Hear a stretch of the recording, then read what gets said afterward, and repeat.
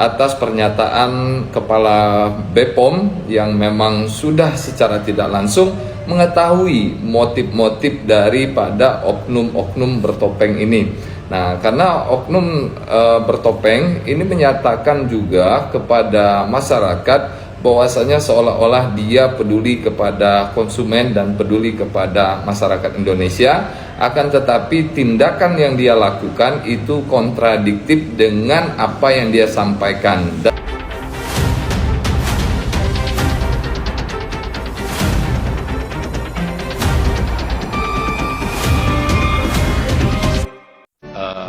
Mereview, tapi kemungkinan ada motif di luar itu. Assalamualaikum warahmatullahi wabarakatuh. Selamat sore buat saudara-saudaraku semuanya sebangsa dan setanah air.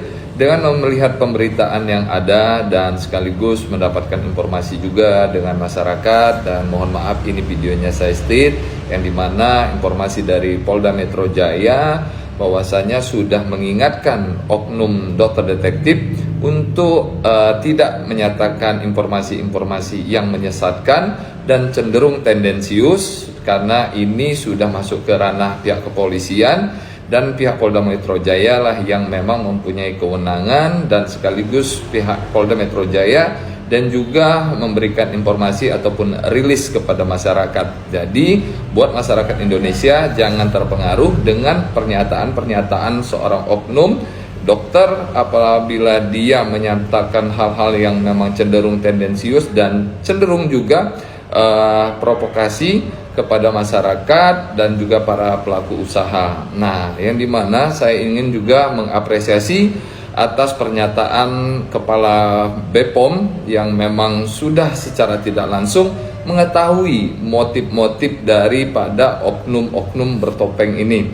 Nah, karena oknum bertopeng ini menyatakan juga kepada masyarakat bahwasanya seolah-olah dia peduli kepada konsumen dan peduli kepada masyarakat Indonesia, akan tetapi tindakan yang dia lakukan itu kontradiktif dengan apa yang dia sampaikan. Dan silakan buat masyarakat Indonesia ini bisa melihat video-video narasi-narasi dia yang dia sampaikan kepada pihak publik ya.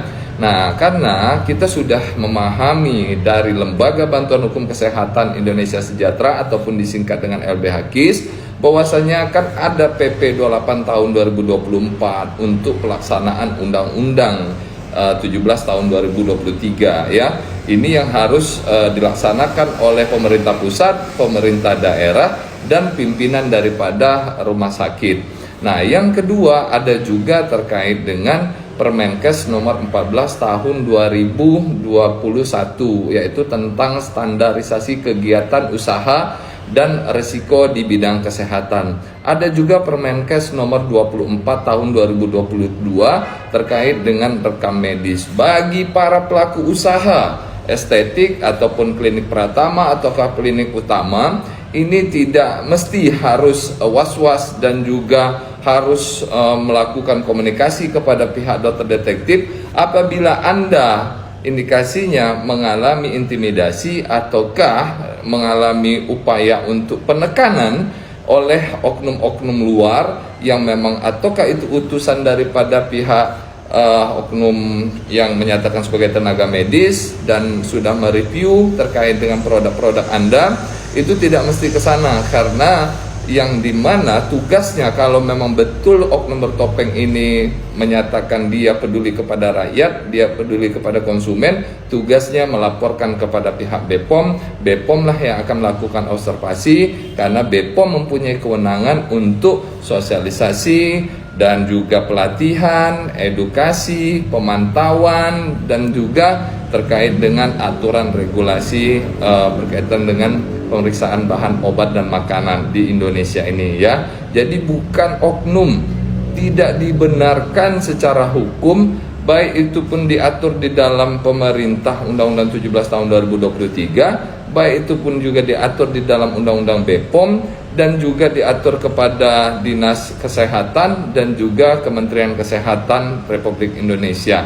Nah, jadi jangan sampai saudara-saudaraku semuanya terpengaruh dan sekaligus terprovokasi dengan pernyataan-pernyataan oknum bertopeng ini, karena cenderung provokatif dan cenderung juga tendensius kepada pelaku-pelaku usaha yang indikasi dugaannya ada motif lain yang sempat disampaikan oleh Kepala BPOM, ada indikasi dugaannya apakah itu persaingan bisnis, ataukah adanya titipan, ataukah hanya mencari keuntungan. Indikasi dugaannya seperti itu ya. Jadi bagi para pelaku usaha, kita dari Lembaga Bantuan Hukum Kesehatan Indonesia Sejahtera siap memberikan edukasi, siap memberikan pemahaman hukum kesehatan bagi para pelaku usaha di Indonesia. Jangan sampai teman-teman masyarakat Indonesia, pelaku usaha ini tutup usahanya karena pernyataan-pernyataan yang kontradiktif dan cenderung tendensius oleh si pelaku oknum-oknum ini ya. Mungkin itu saja penyampaian dari kami. Wabillahi taufiq wal hidayah. Assalamualaikum warahmatullahi wabarakatuh. Salam sehat, salam Indonesia. Perlindungan masyarakat adalah prioritas utama. Kami mengajak masyarakat untuk selalu melakukan cek klik. Apa itu cek klik?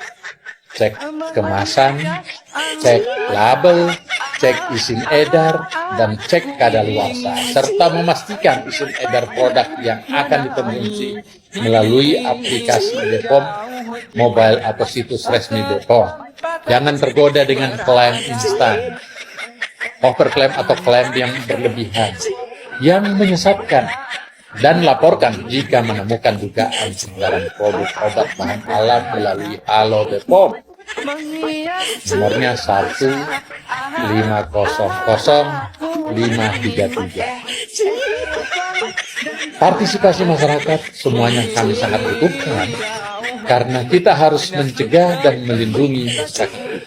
Badan POM berkomitmen untuk menegakkan aturan semaksimal yang kami bisa lakukan, tetapi butuh dukungan kerjasama seluruh pihak masyarakat yang kami hormati semuanya. Barusan banget nih aku melihat penggalan live Doktip ini yang ini ya. Itu di situ dia mengatakan kalau si Doktip ini mendapatkan informasi si Teh Putri Jimbo yang dia sebut itu mengatakan ya kalau si dugong atau si buntal yang disebutkan oleh si Teh Putri Jimbo ini memang dibayar oleh si Nepos, kata mereka gitu kan.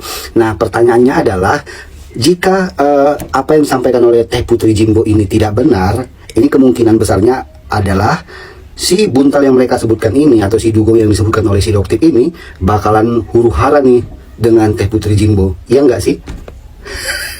Coba kita lihat ntar ya gimana tanggapan si buntal atau si dugong yang mereka sebutkan ini nanti ketika tahu kalau si Doktip ini ada mengatakan informasi bahwa si dugong ini atau si buntal yang mereka sebutkan ini benar dibayar oleh si Nepos yang mereka maksudkan, dan informasi itu berasal dari Teh Putri Jimbo yang disebutkan oleh si Doktip di dalam live ini yang kemarin.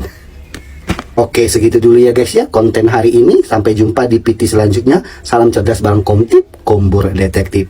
Bye. Tipis itu ternyata benar adanya, dan sekarang saya mulai bersuara lantang ini. Untuk siapa ketua BPOM diganti ya Bapak. Mohon maaf ini.